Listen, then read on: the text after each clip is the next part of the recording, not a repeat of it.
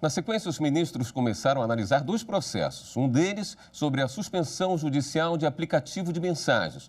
O outro questionava pontos específicos do Marco Civil da Internet. Repórter Leandro de Souza traz os detalhes. No julgamento conjunto, os ministros iniciaram a análise de ação do Partido Popular Socialista, questionando duas ordens judiciais, uma delas a decisão da Vara Criminal de Lagarto, em Sergipe, que suspendeu o aplicativo de mensagens WhatsApp em todo o país, em 2016. O ministro Ricardo Lewandowski deferiu liminar no recesso forense em 19 de julho de 2016 e restabeleceu o serviço do aplicativo, afastando a decisão judicial. Os ministros iniciaram também o julgamento da ação direta de inconstitucionalidade que discute os dispositivos da lei conhecida como Marco Civil da Internet. De autoria do PR, atual Partido Liberal, a ação questiona se a suspensão dos serviços ofende os princípios constitucionais da livre comunicação, iniciativa, concorrência e proporcionalidade. A liberdade de expressão justifica-se na autonomia do indivíduo de se apresentar ao mundo por gestos e palavras e ser respeitado por suas opiniões e manifestações. Trata-se de uma questão de autorrealização pessoal. Os aplicativos de comunicação, nesse sentido, e as redes sociais, talvez sejam atualmente a principal via que as pessoas possuem para se autodefinirem, para se expressarem. O advogado do aplicativo WhatsApp lembrou que as novas tecnologias mudaram a comunicação na sociedade. Os fluxos digitais substituíram modelos estáticos e, para preservar o sigilo dos usuários, as empresas criaram dispositivos de proteção. A inviolabilidade do sigilo de dados se refere apenas aos dados em trânsito, já faz anos, ao fluxo de dados, do emissor ao receptor da mensagem e durante os instantes da comunicação.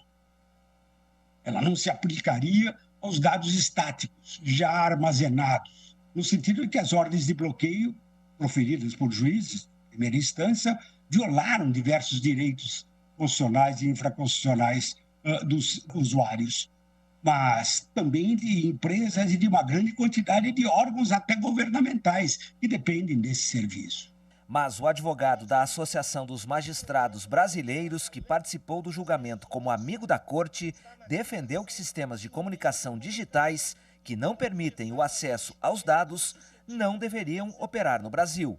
Imaginem, vossas excelências, quantas atividades criminosas podem estar sendo praticadas nesse momento, se valendo dessa impossibilidade de interceptação em tempo real. A conclusão que se pode chegar é que qualquer meio de comunicação somente pode existir de forma válida no Brasil se dispuser de algum meio que permita ao Estado realizar a interceptação para fins de persecução penal. Quem criou um sistema inexpugnável que o modifique. Quem também acompanhou a sessão de hoje foi a consultora jurídica aqui da TV Justiça, Karina Zucolotto. Nós vamos conversar com ela. Boa noite, Karina. Boa noite, William. Karina, até agora, voto apenas da ministra Rosa Weber, né? O julgamento deve ser retomado amanhã com o voto do outro relator, ministro Edson Fachin. Exatamente. O julgamento conjunto de duas ações, uma ADPF e uma ADI, dois relatores diferentes, mas o pano de fundo é o mesmo. O julgamento hoje foi iniciado com o relatório dos dois relatores, sustentações orais e apenas o voto da ministra Rosa é que foi proferido na ação direta de inconstitucionalidade que questionava dois dispositivos da lei chamada Marco Civil da Internet. Um dos questionamentos era sobre a possibilidade de, no artigo 10, parágrafo 2º, os juízes terem fundamento suficiente para suspender as atividades do WhatsApp, quando da solicitação da comunicação entre os usuários, não é, que está sob sigilo, e também as possibilidades de sanções previstas na lei, que vão desde a advertência aplicada àquela empresa que não cumprir a ordem judicial, até a suspensão das atividades e a proibição do exercício dessa atividade pela internet.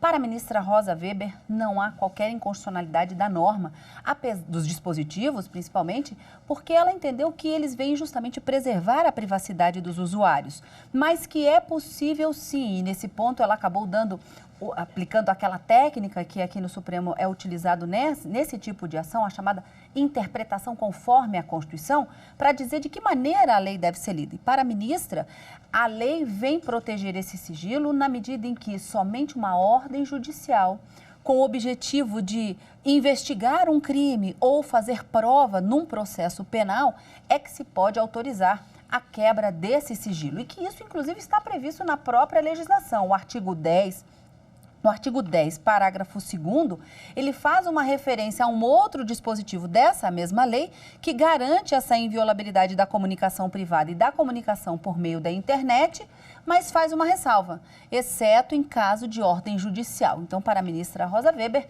é preciso que seja lido dessa maneira a legislação, que venha proteger esse sigilo, essa proteção da privacidade e intimidade dos usuários, e isso está conforme o artigo 5º da Constituição, que garante essa inviolabilidade, esse sigilo das comunicações.